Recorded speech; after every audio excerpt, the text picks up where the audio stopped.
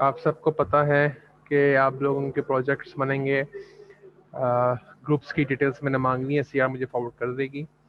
So you will be given some work. बच्चों का issue था कि काम ज़्यादा होगा, तो हमारा कोशिश है काम कम से कम हो, so don't worry about that. Doctor Imran से मेरी बात हुई थी, but I will reconfirm with him कि हम इस तरीके से करेंगे कि आप बेसिकली 2 छोटे असाइनमेंट्स करोगे पार्ट 1 पार्ट 2 में मेरे साथ। वही असाइनमेंट्स आपको काम आएंगे डॉक्टर इमरान की क्लास के अंदर। सो बेसिकली आपका एक बड़ा असाइनमेंट हो रहा होगा, बट बेसिकली उसको हम 4 पार्ट से ब्रेक कर देंगे। तो इस बेसिस पे आपको इस कोर्स में भी आसानी हो रही होगी, सर के कोर्स में भी आसानी हो रही होगी। इधर हम लोग अपने सप्लाई चेन का काम कर रहे होंगे, एनवायरनमेंट का काम कर रहे होंगे, और वो दूसरे कोर्स के अंदर वो प्रोजेक्ट की टेक्निक्स पे काम कर रहे होंगे। तो इस तरीके से हम लोग ब्रेक कर लेंगे चीज़ों को। हमने आई थिंक एनवायरमेंटल पर्सपेक्टिव से बात नहीं की थी, हमने सप्लाई चेन पर्सपेक्टिव से बात की थी, if I am not wrong. जी सर। तो ये जो प्रोजेक्ट का काम मैं बात कर रहा हूँ, ये सप्लाई चेन के कोर्स में ही होगा। आई am just giving you this heads up. Environment के अंदर हम लोग कुछ और करेंगे, हल्का फुल्का होगा, ताकि फजूल में आपको ज़्यादा वर्कलोड ना पड़े। Okay sir. आप में से पहले किसी ने केस स्टडीज पे कोई काम किया है?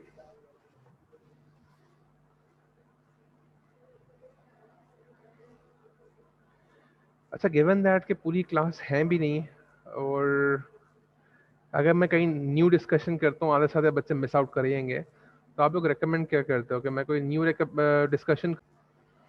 चलो, एज पर द एडवाइस हम लोग 1 से 2 नए टॉपिक्स डिस्कस कर लेते हैं। मैं सेशन रिकॉर्ड कर लूँगा ताकि बच्चे इसको रिव्यू भी कर लें। लास्ट सेशन में we were discussing different forms of energy generation, जिसके अंदर से हमने कार्बन फॉर्म्ड या जिसे कहते हैं नॉन रिन्यूएबल एनर्जीज तकरीबन हमने सारी डिस्कस कर ली थी। जहाँ तक बात आती है नॉन रिन्यूएबल के अंदर, सॉरी रिन्यूएबल के अंदर, हमारा गोल होता है to generate electricity from factors या products which are considered renewable, या इन दैट सेंस उनको हम इस्तेमाल करेंगे वो नेचुरल तरीके से दोबारा रिप्लेनिश होते रहेंगे। बाई रिप्लेनिश वी मीन के ऑटोमेटिकली वो स्टॉक्स दोबारा भरते रहेंगे। सिंपल एग्जांपल्स वर सोलर एनर्जी। अगर हम धूप से बिजली जनरेट करते हैं, तो धूप या सनलाइट इज समथिंग जो लास्टिंग होती है। We are not burning petrol, we are not burning fuel.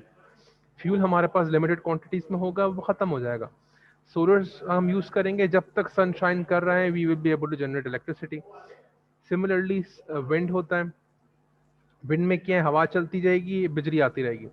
तो रिन्यूअल मीन्स कि हम लोग को सोर्स ऑफ फ्यूल नहीं चाहिए। इसके अंदर हम स्टार्ट करेंगे, 2 हम फैक्टर्स पकड़ते हैं, एक हम कन्वेंशनल उठा लेंगे, फिर हम एक नॉन कन्वेंशनल उठाएंगे। बाय कन्वेंशनल वी मीन जो चीज़ कॉमन है, अनकन्वेंशनल आई मीन जो चीज़ अनकॉमन है। कन्वेंशनल में we will focus on solar, and unconventional में we will focus on wave generation. In simple terms, solar generation is derived from photovoltaic reactions. अब photovoltaic क्या होता है? The reason I am explaining this is के obviously आप लोग mechanics नहीं हो, इंजीनियर्स नहीं हो, but you need to understand the slight technicality so you can make proper decisions. काफी लोग इसको थर्मल वोल्टिक समझते हैं। Thermal voltaic means heat, heat से वोल्टेज जनरेट करना। उनका अजम्पशन क्या होता है, जितनी गर्म धूप होगी उतनी ज़्यादा बिजली जनरेट होगी। In reality it is called photovoltaic because photo means light. तो this is the reaction which takes place in the presence of light.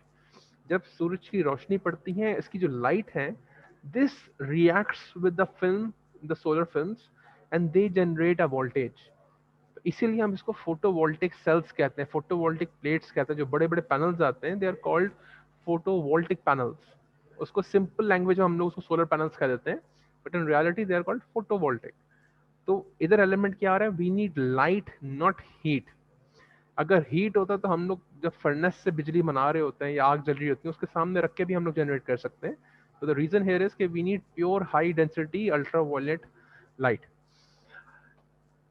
Given that Karachi में and most parts of Pakistan में लाइट की कमी नहीं है या धूप की कमी नहीं है, we have a lot of sun, we have harsh sun, और तकरीबन पूरा साल हमारे पास तेज धूप अवेलेबल होती है. This means we are able to generate a lot of electricity using photovoltaic cells. Not only that, we have a relatively big landscape. Pakistan एक छोटा मुल्क नहीं है, हम लोग अक्सर कहते हैं छोटा मुल्क है. देखो, compare to India, China, Russia, we are a small state, but compare to the rest of the world we are a big country. हम छोटी कंट्री नहीं है, बड़ी कंट्री है. तो हमारे पास अच्छा खासा एरिया है फोटोवोल्टिक सेल्स लगाने का भी. तो जब इतने अच्छी अपॉर्चुनिटीज हैं, इतने अच्छे ऑप्शंस हैं, तो why are we not using this? ये इतनी अच्छी चीज़ अवेलेबल है, तो पाकिस्तान में रिलेटिवली इतनी कम क्वांटिटी में सोलर सेल्स या फोटोवोल्टिक सेल्स क्यों यूज होते हैं? एनी आइडिया, एनी तुक्कास? Feel free to let me no.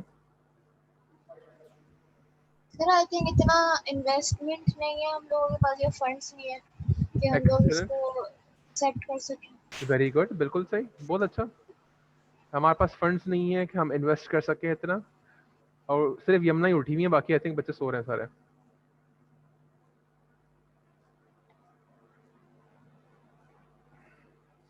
Number one, it is relatively expensive.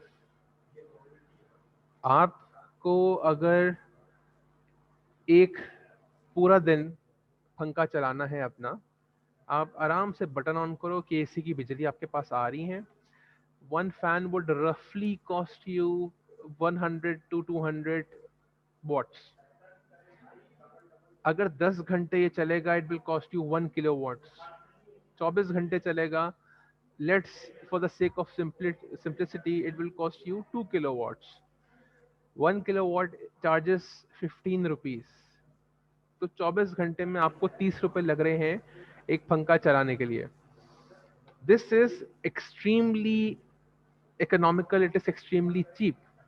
24 घंटे के 30 रुपए, 10 दिन के 300 रुपए, पूरे महीने के 900 रुपए, लेस देन 1000 रुपीज. तो this is a relatively cheap option. और मैं भी ये एक्सट्रीम अमाउंट कह रहा हूँ क्योंकि 24 घंटे पंखा चलता भी नहीं है. अगर आप सोलर के ऑप्शन में जाते हैं, तो यू नीड टू अंडरस्टैंड कि एक जो आप अपने दरवाजे से बटन ऑन कर रहे हो, दीवार से बटन ऑन कर रहे हो, वो आपको कोई कॉस्ट पे नहीं पड़ा. You are simply paying the consumption you are using. तो यहाँ पे अगर आपको सोलर पे जाना पड़ेगा, यू नीड टू अंडरस्टैंड के you will have to buy a panel. अब पैनल के टाइप्स होते हैं, कोई 25 वॉट का है, कोई 100 वॉट का है, कोई 50 वॉट का है, कोई 300 वॉट का है. They are different variations and they themselves are very expensive. सबसे चीप क्वालिटी, सबसे हल्का, आई थिंक 25 वॉट का भी आपको 8 से 10 हज़ार का मिलता है. तो इट्स नॉट, अगर उससे भी छोटे अब आ रहे हैं, if I am not wrong, but normally it's not that cheap, it's expensive. तो एक पंखा चलाने के लिए देखो, यू नीड 100 वॉट्स कम से कम, मैं कह रहा हूँ. तो 25 वॉट का आपको पड़ रहा है 8 हज़ार या 10 हज़ार का, तो 100 वॉट का पड़ेगा आपको 40 हज़ार का. तो simply to turn on a fan you to spend 40,000 principal amount. अब this is frankly speaking not that much, but हर किसी के लिए इट्स नॉट दैट ईजी. आपकी जो मासेस हैं, उनकी एवरेज सैलरी 8 से 12 हज़ार है. तो 8 से 12 हज़ार कमाने वाला अपने 4 या 5 महीने की सैलरी जमा करके एक पंखा नहीं चला सकता. It's difficult for them. Secondly, this is for one fan. Second element ये है, रात के टाइम आप क्या करोगे? रात को छाँव है, शाम को अंधेरा हो जाता है. For that you need a battery. Battery is more expensive. The biggest cost in a solar setup is actually the battery, क्योंकि बैटरी को बार बार रिन्यू करना पड़ेगा आपको. 6 महीने चलेगी, 4 महीने चलेगी, 8 महीने चलेगी, फिर आपको नई लेनी पड़ेगी. हाई परफॉर्मेंस बैटरीज आपको 25 हज़ार 30 हज़ार की पड़ती हैं. They are expensive. तो ओवरऑल अगर आप सेटअप लगाते हो, मैं दोबारा I am talking about one simple fan, it's देखो 40,000 सोलर पैनल का, फिर बैटरी का आप 20-25 हज़ार लगा दो, 60 से 80 हज़ार का एक पंखे का सोल्यूशन आ रहा है. नॉट टू मेंशन इन्वर्टर लोगे, फलाना लोगे. अब again I am being very generic hair.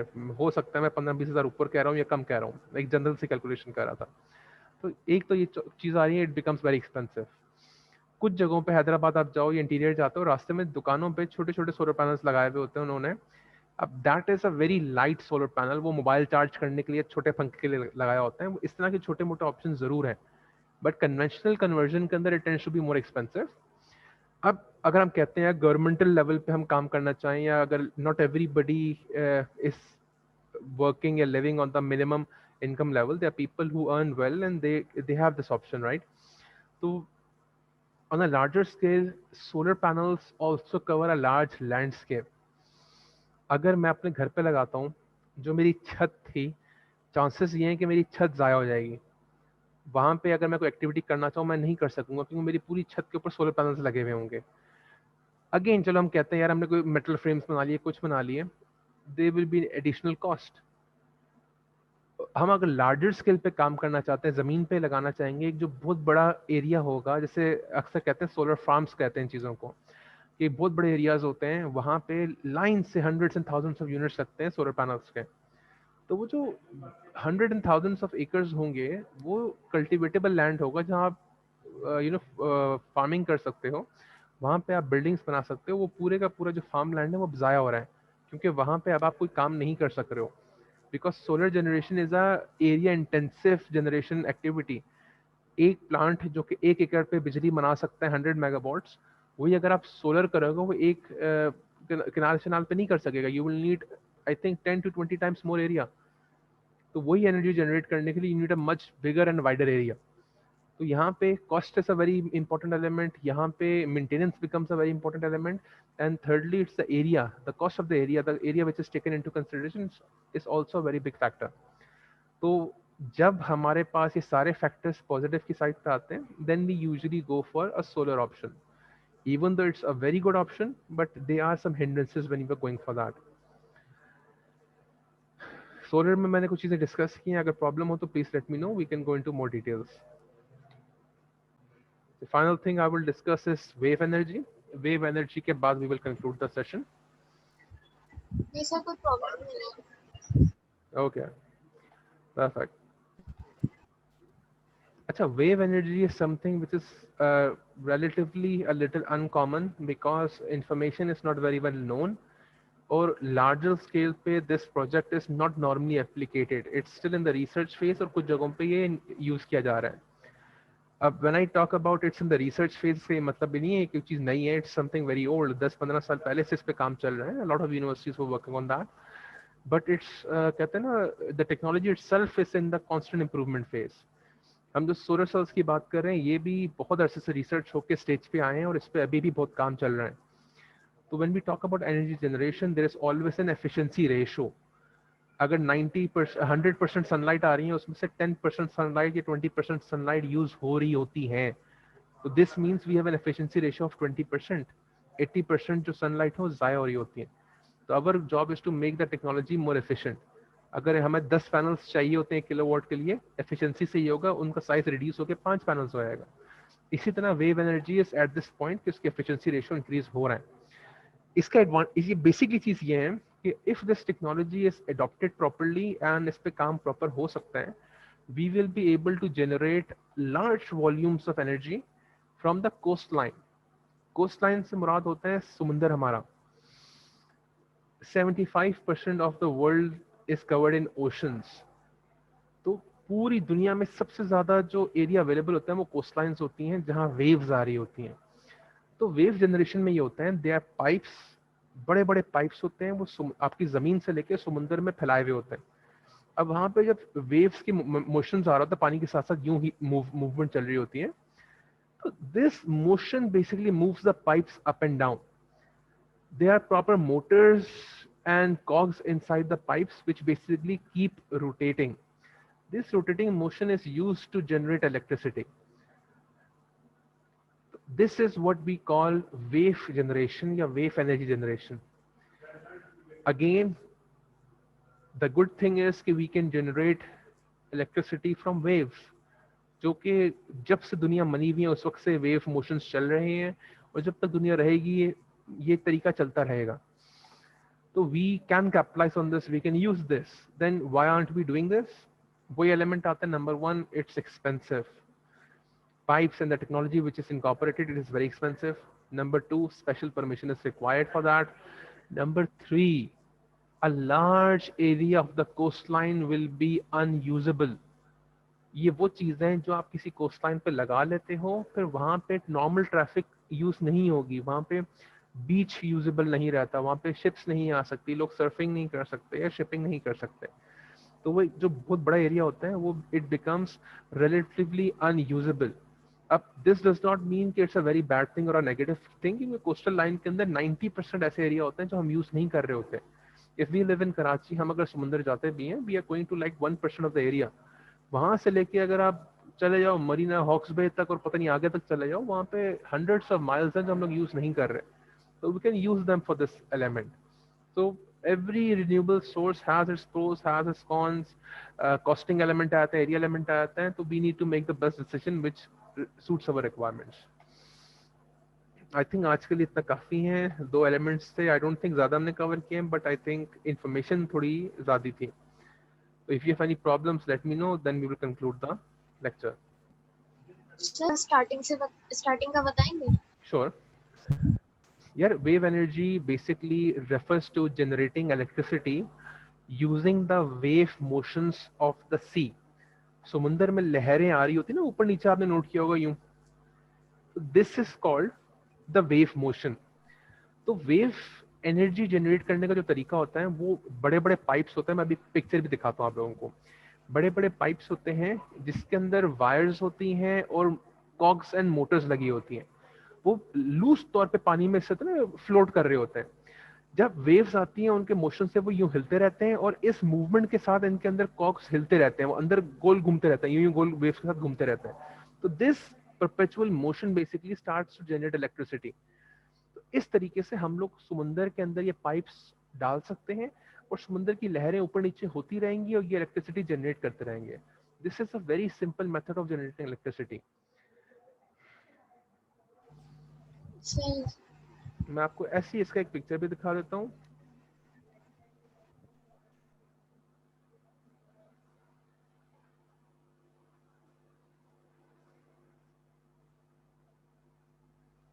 अच्छा, इनके बहुत सारे टाइप्स होते हैं, बहुत डिफरेंट डिफरेंट वेरिएशंस होते हैं. I am just showing you pictures of one और two simple examples and then we will conclude.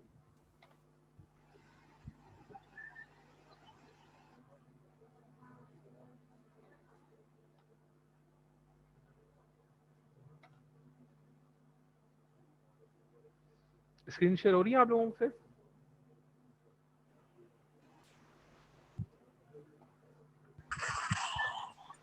No sir. अभी भी स्क्रीन नजर नहीं आ रही आप लोगों को? जी सर अब आ गए. अब देखो, ये एक बड़ा सा पाइप डला हुआ है पानी के अंदर. There different types. देखो ये भी बड़े बड़े पाइप्स डले हुए हैं इस तरह. अब वेव्स ऊपर नीचे होती रहती हैं और ये हल्का हल्का जो ऊपर नीचे हो रहे होते हैं, इस मोशन से electricity is being generated. This is another example picture आपको जो दिखा रहा हूँ. And this has been tested efficiently. और इसमें यहाँ तक के बनाया था अलग से बैटरी जो डिस्चार्ज थी उसको रख के कोने में एक बंदे ने एक छोटा सा पाइप रखा हुआ है, पूरी रात लगा रहा, सुबह चेक किया, द बैटरी वाज चार्ज्ड. सो इस टाइप के छोटे छोटे एक्सपेरिमेंट्स भी हुए. It's a very viable source. But जैसे आपने इस पिक्चर में देखा है, एक अच्छा खासा बड़ा जो एरिया होता है समुद्र का वो अनयूजेबल हो जाता है. This is the pro and con here. You still have any questions, feel free to ask me.